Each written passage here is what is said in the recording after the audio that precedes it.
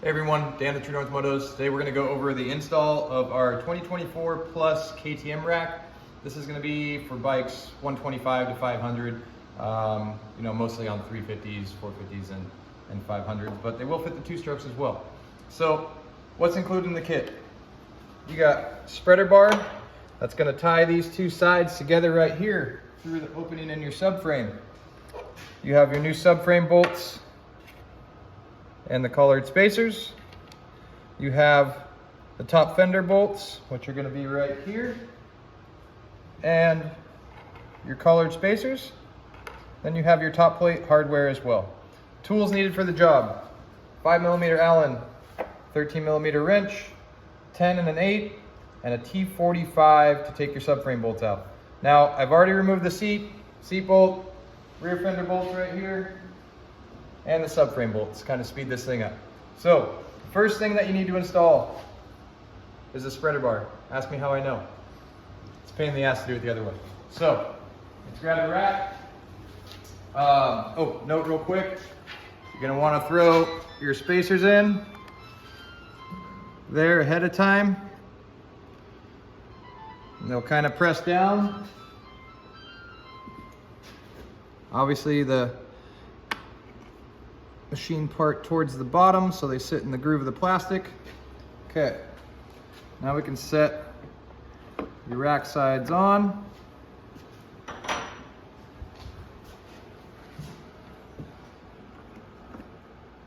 Like so. So you can see they straddle the frame, and the reason for this, KTM completely changed your subframe. It's an aluminum composite combination basically. So you have your aluminum spar running here wrapped in composite. So what we're going to do is we're going to bolt down to the top and sandwich the bottom to hold the back part of that subframe, and we're going to tie into the forward subframe mounting bolts to the main frame.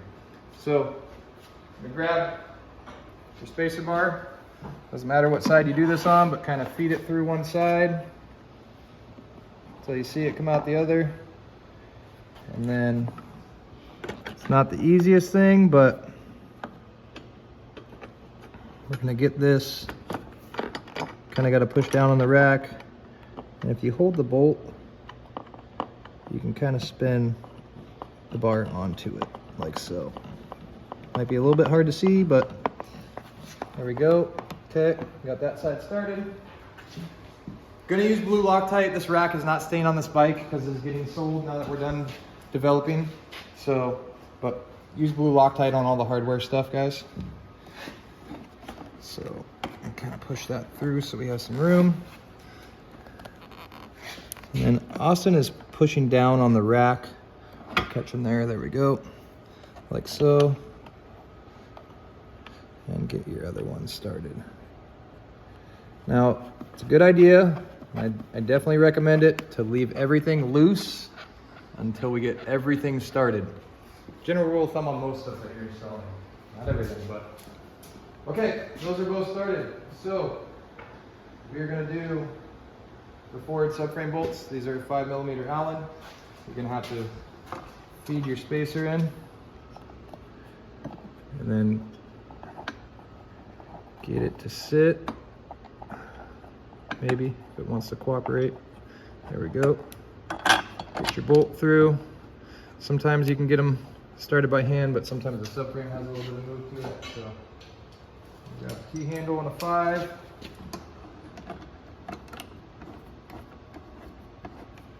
Okay, it's going in nice and easy, so get it in there a little ways.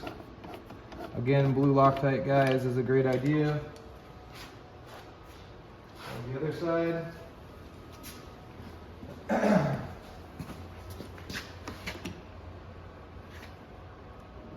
Now this is going to have some tension on it because of that crossbar.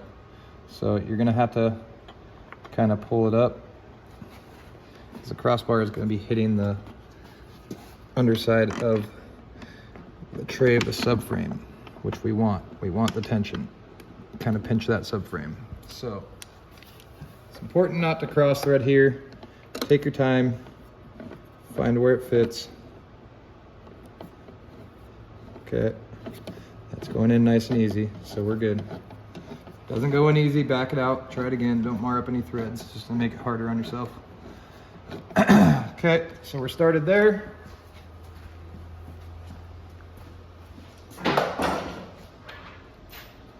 gonna take your 10mm, the 8 was for removal. Just so you guys know, I'm not gonna use it in this video, but that's why I say we need that tool. And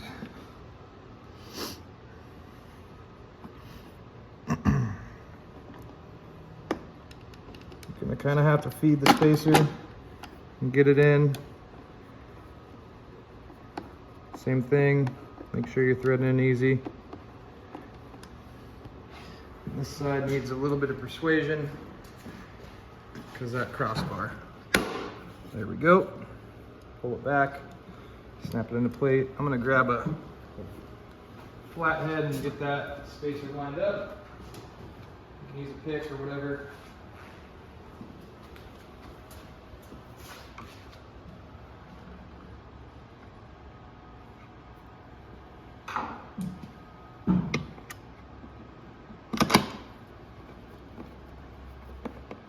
Same thing, make sure she threads in easy. Okay. Top plate. Now, you may have to pull on the rack to get all these bolts through. That's normal. It's kind of a tension fit, so get a bolt through. Start the nut on the bottom.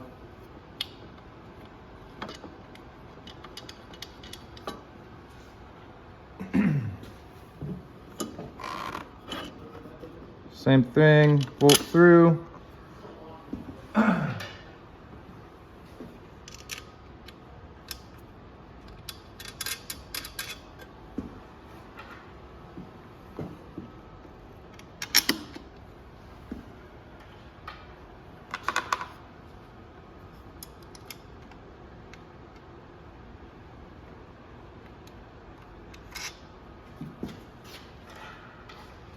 And last one.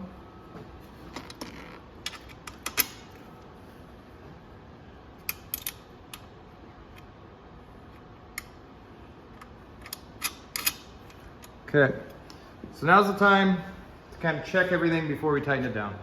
So, is your rubber bumper touching, sitting in the middle of the fender? We are here. So I'm gonna start on the forward part of the bike, tighten my way back.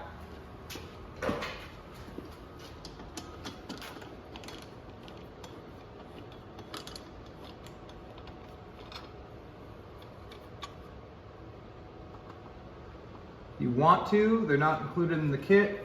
There is enough room on this hardware to put a nut on the back to keep it from backing out.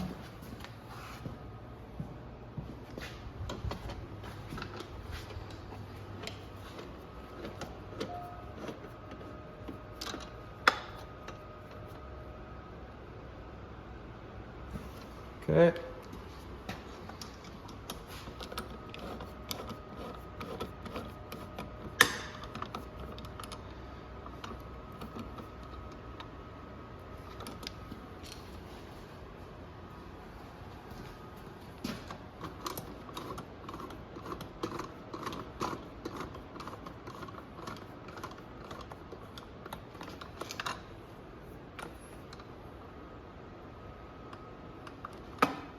So what you need to do here is grab another 5, you're going to need 2. So I apologize for not bringing that up in the middle, or in the beginning of the video, excuse me. You're going to want to hold one and tighten these up. All right. Take your 10, tighten down the back.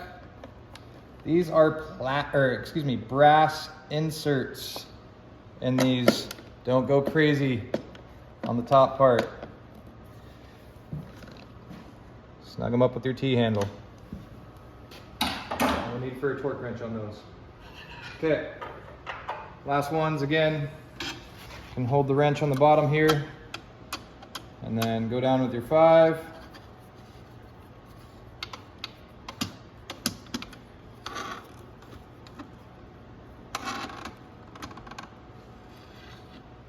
Snug it up with your wrench.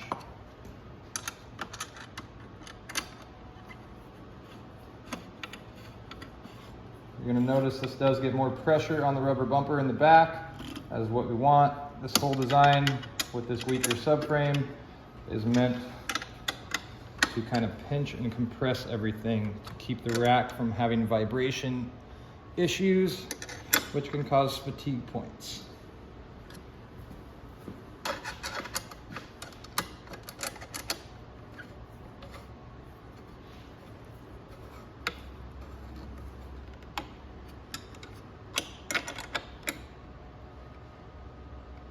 Okay.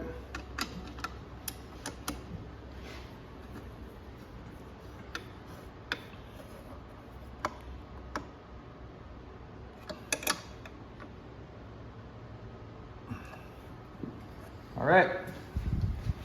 So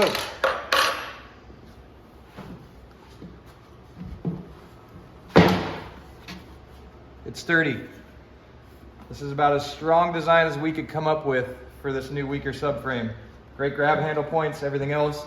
Optional thing on the rack, guys, that we've added to the website recently is these Moto cleat mounts. I'm not going to install them because, like I said, this rack's coming back off this bike, but these are going to go down here. So the reason there's a hole right here on the back side of my frame guard is for this nut to clear with the Moto bracket. So if you're going to run some of these, you're going to need to drill a hole to have the nut clear on the back side of them.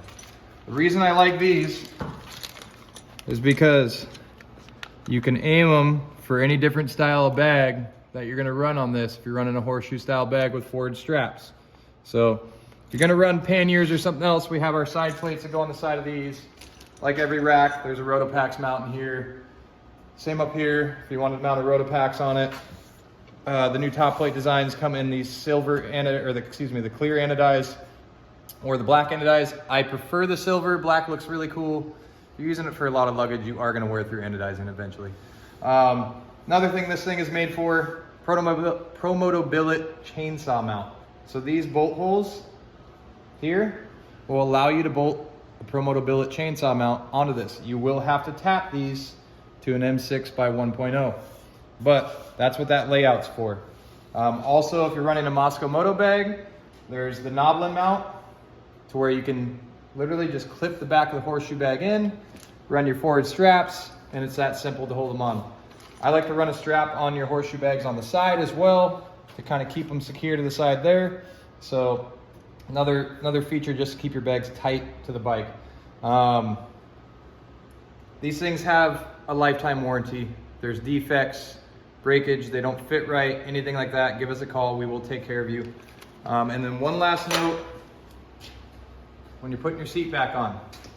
So mine's kind of a pain in the butt because I have the IMS tank with the old style fuel pump design, because the new style for dual sporting is a joke. So this is a killer setup from IMS.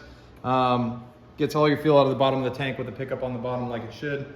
But these brackets are there, guys. It does clear the seat, but you just want to make sure that you're not putting a lot of pressure right there.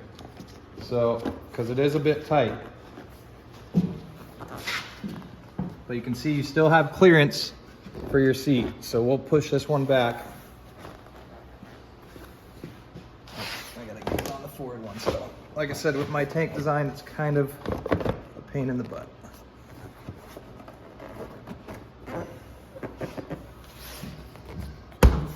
Okay, so seat's mounted. So you do have clearance, but just be careful when you're mounting the seat not to tear it or anything. So pay attention while you're doing it. Anyways, that is the new KTM rack system. Yes, if you're watching this, we will be building the Husky one. We're gonna be starting that next week. So sorry if I haven't got back to your email yet, but thank you for watching, guys, and we'll see you guys next time.